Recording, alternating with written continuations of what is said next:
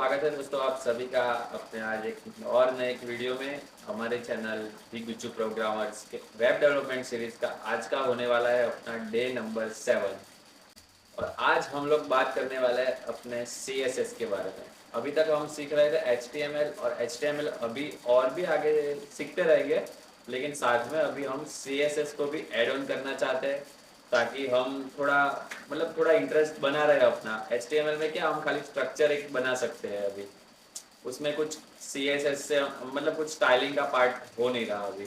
तो मैंने सोचा कि अभी HTML के साथ साथ CSS भी स्टार्ट कर ले ताकि क्या हमारा एक स्टाइलिंग वाला पार्ट भी साथ में चलता रहे HTML के साथ साथ। तो मैंने ऑलरेडी एक फोल्डर बना रखा था वेब डेवलपमेंट ट्यूटोरियल्स नाम के फोल्डर के अंदर। अपना HTML का फोल्डर तो था ही, और मैंने उसके अंदर एक CSS नाम का फोल्डर भी बना रखा था।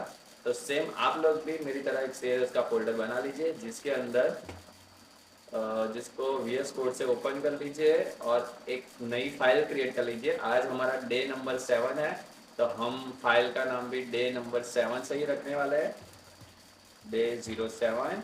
और .html ही रखिए, अभी एक्सटेंशन को मत चेंज कीजिए। भले ही हम CSS को सीख रहे हैं, लेकिन हमारा एक्सटेंशन HTML ही रहेगा। और क्यों रहेगा वो जिन लोगों को पता है उनके लिए ठीक है, वरना धीरे धीरे आप समझ ही जाओगे खुद से ही।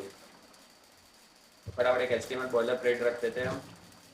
HTML, हाँ HTML5 कभी कभी लोड ले लेता है, तो वेट कीजिए तब तक आप। HTML5 ही लेंगे हम। यहाँ पे मैं लिख देता हूँ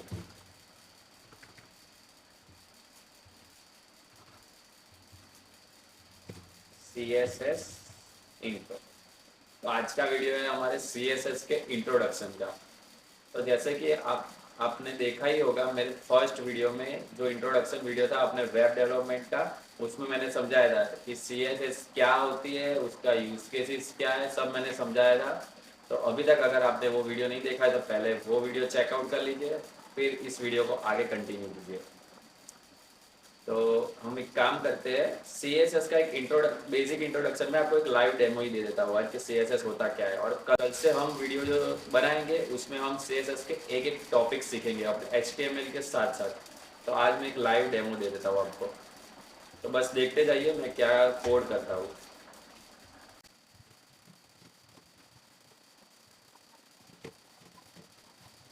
मैंने 2 टैग ले लिए अभी तक, ये तो आपको सबको पता ही होगा। H1 H2 ले लिया है, इसमें मैंने कुछ टैग्स ऐड कर दिया है। My name is Neel and I am a web developer. अभी आप लोग देख सकते हो इसके फॉन्ट का कलर है ब्लैक, और मुझे चाहिए कि माय नेम इज नील है वो आना चाहिए रेड कलर में। तो इसके लिए मैं क्या करूँगा, फटाफट एक एट्रीब्यूट है स्टाइल, जिसके अंदर एक दूसरा एक प्रॉपर्टी आती है जिसका नाम है स्टाइल कलर। कलर का नाम मैं रख देता हूँ रेड, इसको मैं करता हूँ सेव। और आप देख सकते हो यहाँ पे रेड कलर आ गया। मुझे चाहिए कि आई एम अ वेब डेवलपर लिखा हुआ ग्रीन कलर में आना चाहिए, तो मैं सेम चीज़ यहाँ भी अप्लाई करूँगा। स्टाइल, इसके अंदर कलर, कलर के अंदर मैं दे दूँगा ग्रीन। तो मैंने क्या कर दिया, 2 टैग्स बनाए थे H1 H2, उनको कलर कि फॉन्ट को कलर दे दिया। अभी मुझे बैकग्राउंड कलर चाहिए तो भी मैं दे सकता हूँ उसको। यहाँ पे मैं क्या करूँगा, कॉमा दे के बैकग्राउंड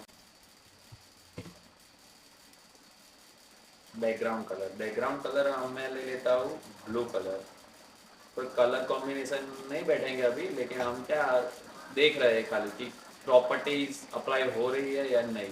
सेम इसी तरह इसको भी एक बैकग्राउंड कलर मैं दे देता हूँ, सेमी कलर लगा के बैकग्राउंड कलर इसको दे देते हैं येलो। यहाँ पे येलो आ गया।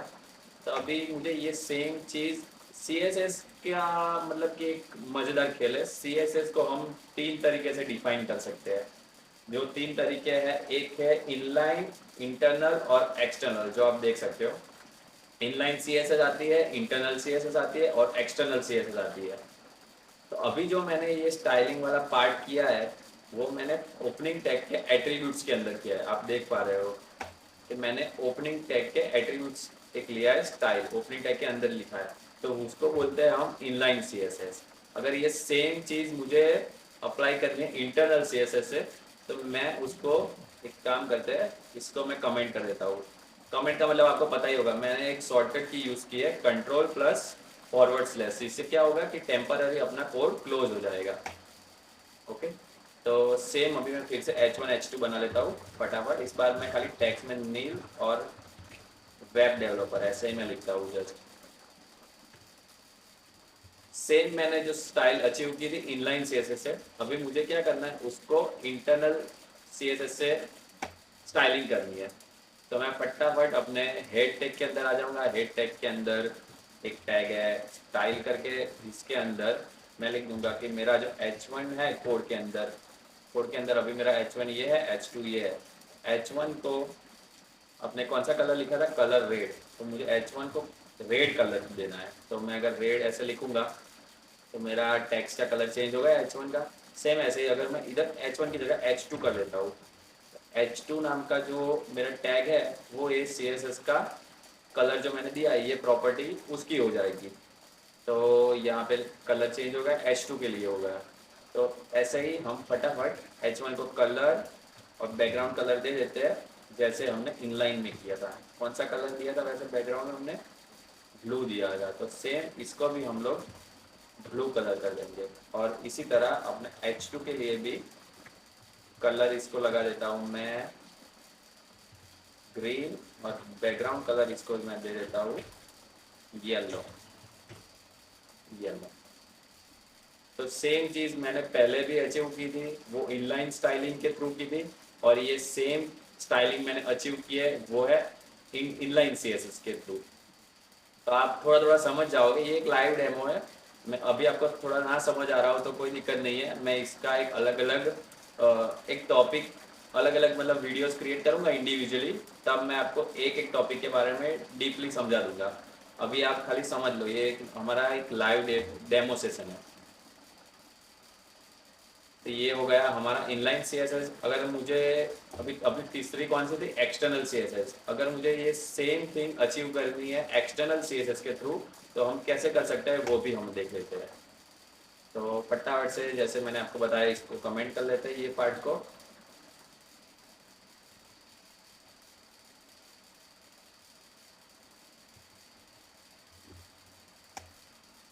अभी के लिए हम क्या करते हैं, इसको रिमूव कर लेते हैं, या तो फिर एक काम करते हैं, इस चीज़ को ऐसे ही रहने देते हैं, एक नए टैग्स बना लेते हैं, दो नए पैराग्राफ बना देता हूँ मैं, जिसमें मैं लिखता हूँ यस, और दूसरा पैराग्राफ मैं लिख देता हूँ पाइथन। मैं बस ऐसे ही नाम और लैंग्वेज का एक, कोडिंग लैंग्वेज का एक नेम लिखता हूँ अभी, यस और पाइथन ऐसे आ गया।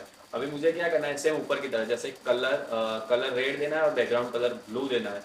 तो पर मुझे ये चीज़ अचीव करनी है अपने एक्सटर्नल CSS के थ्रू। एक्सटर्नल का मतलब है कि अपने इस फाइल के अंदर नहीं, और कोई दूसरी फाइल में रहकर, मतलब एक्सटर्नली मुझे CSS प्रोवाइड करनी है। तो मैं क्या करूँगा, एक फाइल बना दूंगा। फाइल का नाम कुछ भी रख सकते हो, बस एक चीज़ है कि इधर एक्सटेंशन जो है डॉट के बाद जो हम लोग लिखते हैं वो अपना चेंज हो जाएगा। तो index.css हमें CSS लिखना पड़ेगा। तो अभी मैं क्या करता हूँ, जैसे कि मैंने इंटरनली काम किया था, इंटरनली यानी कि एक ही फाइल के अंदर रह के, और एक्सटर्नली यानी कि दूसरे फाइल में रह के। अभी इंटरनली में क्या होता था कि H1 है तो ये H1 हमारे कोड के अंदर एक तो था ही, तो पता चल गया कि H1 को ये स्टाइलिंग देनी है, और H2 को ये स्टाइलिंग देनी है जो यहाँ पे अप्लाई होगी। लेकिन अभी क्या है, मेरा एक पैराग्राफ, एक काम करते हैं अलग अलग टैग यूज़ करते हैं, यहाँ पे H3 और H4, फिलहाल हम अलग अलग टैग के थ्रू ही जाते हैं। H3 H4 दिया है। अभी मैं सेम चीज़ अगर H3 यहाँ पे लिख देता हूँ, तो आपको पता चल ही गया कि वो कलर तो अप्लाई हो ही जाएगा यहाँ पर ये कौन से तरीके से है, इंटरनल तरीके से। तो हमें क्या करना है, एक्सटर्नली करना है। तो अगर मैं इसको कॉपी करता हूँ सेम चीज़ को यहाँ पे इस फाइल के अंदर रख देता हूँ, लेकिन यहाँ पे अभी मैं H3 करता हूँ। तो मैंने क्या किया, H3 के अंदर ये स्टाइलिंग प्रोवाइड कर ली है CSS की, लेकिन एक बार चेक कर लेते हैं अप्लाई हुई है या नहीं। तो यहाँ पर आप देख सकते हो कि अप्लाई हुआ नहीं है। क्यों? इसकी वजह है कि इंटरनल CSS को पता होता है कि मेरा H1 इसी फाइल के अंदर है, जबकि एक्सटर्नल में उसको पता नहीं रहता क्योंकि ये फाइल्स दोनों सेपरेट हो गई एक दूसरे से। तो हमें क्या करना पड़ेगा, ये दोनों फाइल्स को पहले कनेक्ट करना पड़ेगा। और कनेक्ट करने के लिए तो जैसे कि मैंने बोला हमें दोनों फाइलों को कनेक्ट करना पड़ेगा एक दूसरे से। तो इसके लिए एक और प्रॉपर्टी आती है जिसको हम हेड टैग के अंदर ही लिखेंगे, लिंक करके आती है, लिंक CSS। मतलब कि हमारे CSS की कोई फाइल हो उसको HTML के साथ कनेक्ट करना। तो यहाँ पे हम लोग यहाँ पे default style dot C S S आ ही जाता है। यहाँ href यानी कि यहाँ पे हमें रेफरेंस देना है। तो यहाँ पे अगर आप यहाँ कर्सर रख के आप एक की दबाओगे Ctrl+Enter, तो आपको या आपके फोल्डर के अंदर जितने भी फाइल्स है उसका एक सजेशन मिल जाएगा। तो हमें कौन सी फाइल कनेक्ट करनी है, ये day7.html से कनेक्ट करना है index.css। तो मैं यहाँ पे जाके क्लिक करूँगा index.css और मैं सेव कर देता हूँ। यानी कि क्या हुआ, अभी ये दोनों आपस में कनेक्ट हो गई है। तो यानी कि इसका H3 अभी इसको अप्लाई कर सकते हैं हम, मतलब कि अप्लाई हो सकता है इसके अंदर। देख सकते हो आप लोग यहाँ पे अप्लाई हो चुका है। तो इसी चीज़ को हम एक्सटर्नल CSS बोलते हैं कि बाहर से कोई फाइल अपनी फाइल से कनेक्ट करना HTML से और बाहर कोड लिखना CSS का, मतलब कि एक सेपरेट फाइल पूरी बन गई, CSS की एक सेपरेट फाइल बन गई। अपने HTML के अंदर कुछ भी नहीं करना है, तो अपना एक क्लीन कोड मेंटेन करना है, इसलिए एक्सटर्नल CSS मतलब वहाँ यूज़ कर सकते हैं। सेम इसी तरह H4 भी एक बना देते हैं। तो मैं लिख देता हूँ H4 ओके। H4 में एक काम करता हूँ, मैं देता हूँ कलर, कुछ अलग कलर देते हैं। इस बार कलर दे देते हैं ऑरेंज। तो एक ऑरेंज कलर अप्लाई हो गया और बैकग्राउंड कलर इस बार ब्लैक देते हैं। देखते हैं कि कैसा दिखता है। बैकग्राउंड कलर देते हैं ब्लैक। यहाँ पर एक ब्लैक बैकग्राउंड मिल गया और पाइथन लिखा हुआ आ गया। तो ये एग्जांपल्स के थ्रू आपको इतना तो अंदाज़ा आ गया होगा कि इंटरनल, एक्सटर्नल और इनलाइन CSS कैसे काम करते हैं। इसमें कोई प्रॉब्लम तो नहीं आनी चाहिए, इजी है, उतना हार्ड नहीं है। अभी मान लो कि H4 अपना ये था पाइथन, जिसकी फॉन्ट साइज बहुत ही कम थी। आपको दिख रहा है कि जैसे नील था वो तो H1 की वजह से, वो टेक्स्ट की वजह से बड़ा दिख रहा है फॉन्ट। ये H4 छोटा है, H3 भी छोटा है। तो हमें क्या करना है, एक H3 H4 को क्या करना है, ये हमारा टेक्स्ट है ना, उससे भी उसका फॉन्ट बड़ा दिखना चाहिए। ऐसी कोई फंक्शनलिटी अचीव करनी है, किसी ने हमें बोला है कि आप ऐसा करके दो। तो हम क्या करेंगे, H3 का जो ये कनेक्ट किया था हमने, मतलब अपनी CSS H3 टैग की CSS ये रही। इसके अंदर एक और प्रॉपर्टी है फॉन्ट साइज करके। इसके अंदर मैं फॉन्ट साइज कर दूंगा। यहाँ पे देखो आपको सजेशन भी मिल रही है कि लार्ज, लार्जर, मीडियम, स्मॉल वगैरह वगैरह। तो अभी के लिए मैं इसको खाली लार्ज सिलेक्ट करके रखता हूँ। तो देखते हैं क्या होता है। यहाँ पे सेव करना पड़ेगा। यहाँ पे देखो ऑप्शन आ रहा है। अगर आपने फाइल सेव नहीं की होगी तो ऐसा आपको डॉट दिखेगा अपने फाइल नेम के ऊपर। तो इसको एक बार सेव कर दीजिए ताकि कोई दिक्कत ना आए आपको। वैसे बड़ा तो हुआ नहीं है फॉन्ट, कुछ गड़बड़ तो लग रही है। एक काम करते हैं, लार्ज की जगह पे कभी कभी अगर ये H3 टैग है ना, इसलिए अगर हम पैराग्राफ यूज किया होता ना, पैराग्राफ या दूसरा कोई टैग, तो शायद हो जाते। पर अभी H3 है तो H3 का क्या साइज ही कम था, तो वो लार्ज में भी इतना ही दिखेगा। तो एक काम करते हैं, हम कस्टम डालते हैं। कस्टम यानी कि पिक्सल्स में आता है। तो मैं डालता हूँ 20 पिक्सल। फॉन्ट की साइज में करता हूँ 20 पिक्सल। इसको करते हैं सेव और जाके देखते हैं। तो ये आप देख सकते हो थोड़ा बड़ा हुआ है फॉन्ट। हम एक काम करते हैं और पिक्सल्स बढ़ाते हैं इसके। 20 की जगह मैं कर देता हूँ डायरेक्ट 40। तो 40 से आप सब देख रहे हैं कि ये नील लिखा हुआ था, उससे भी बड़ा नाम हो गया यश का। नील से बड़ा नाम हो चुका है यश का। कॉन्ग्रेचुलेशन टू यश प्रजापति। तो बड़ा नाम कर लिया है उसने। कोई नहीं, नील का भी हो जाएगा धीरे धीरे। ओके, जोक सपाट। चलो आगे बढ़ते हैं। हम इसका भी फॉन्ट साइज बड़ा कर लेते हैं। इसको मैं 30 पिक्सल्स देता हूँ मैं। तो 30 पिक्सल्स के अंदर ये कुछ इतने दिखेगा। मतलब अगर आपको किसी ने बोला हो कि मुझे इतना बड़ा फॉन्ट चाहिए, या मतलब कुछ एग्जांपल्स उसने दिया हो, तो आप एक काम कर सकते हैं।